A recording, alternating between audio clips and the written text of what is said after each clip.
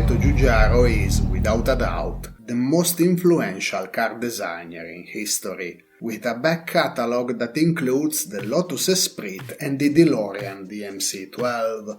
Yet the great man considers the humble Fiat Panda his favorite project of all. The Panda story began in August 1976, when then Fiat CEO Carlo De Benedetti tasked Giugiaro to design a new French-style small car.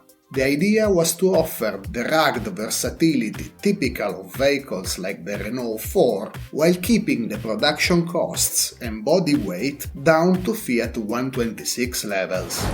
It was no mean feat, given the substantially larger interior volume of the Type 141, as the Panda was called during development. The need to reduce weight and cost drove the entire project, from the inside to the outside. The body structure became an aesthetic element, as all the frills and unessential furnishing disappeared. The body sides ribbing is repeated inside, and much of the passenger compartment is simply painted in body color. All the glass panes are flat, including the windscreen, and a traditional rear seat was replaced by a deck chair-style bench that's only made of two transverse tubes that support and give tension to an elastic canvas. Although this ingenious solution didn't make for the most comfortable seats ever, it made up for that by allowing the Panda's cabin to be transformed into a small camper or a delivery van in minutes, according to the needs of the moment. The need to save weight and cost meant that the same solution was used for the dashboard as well, where the controls are clustered in a small plastic pod placed in front of the driver, while the elastic fabric provides ample storage space in front of the passenger. The Panda's exterior borrowed from industrial vehicles the concept of a protective band against corrosion and minor impacts. But the thick grey PVC paint on the sides of the car also has an important aesthetic function, as it visually lightens the height of the sheet metal side panel in relation to the glass area. Production of the Panda started in late 1979 at the Autobianchi factory in Desio near Milan and at Termini Imerese in Sicily. The model was launched in March 1980 in two versions, the Panda 30 and the Panda 45, the number representing the engine's power rating. This stunning survivor from 1982, finished in the model's launch color of Avorio Senegal, is a Panda 30, perhaps the most Panda of all Pandas. Equipped with a 650cc air-cooled two-cylinder engine derived from the unit used on the Fiat 126, it's the Panda at its most basic and pure specification.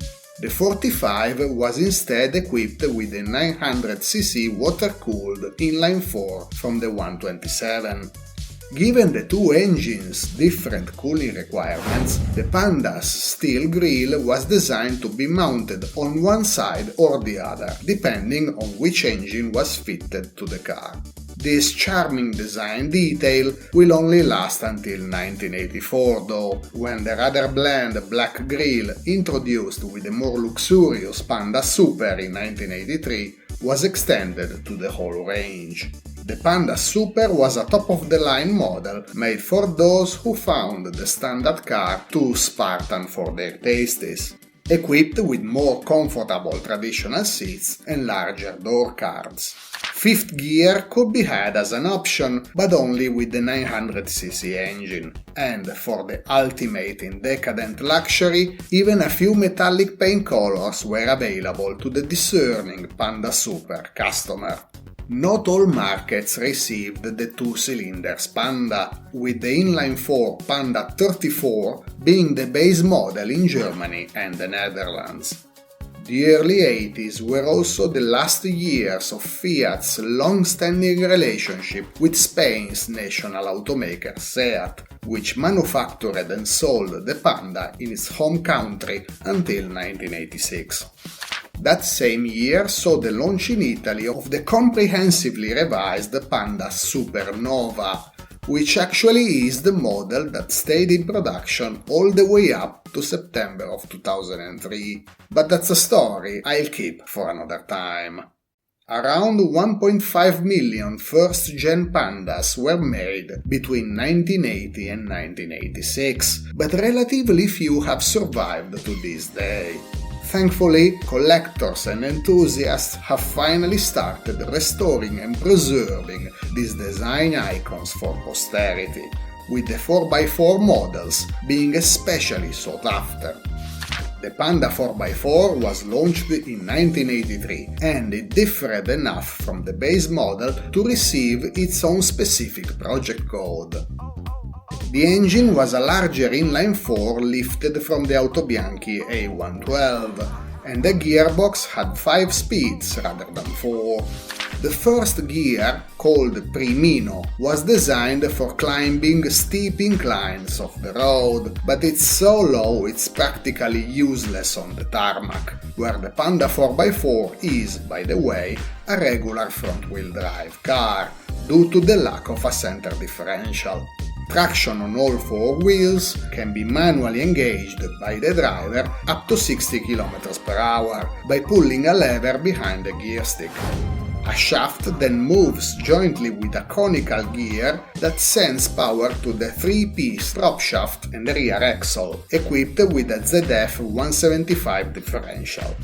Technical details aside, the charm of the original Panda stems from its pure, single-minded design approach.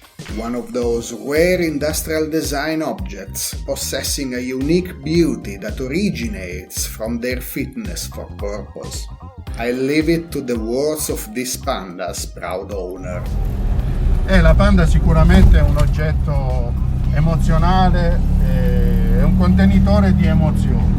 Io adoro definirla così.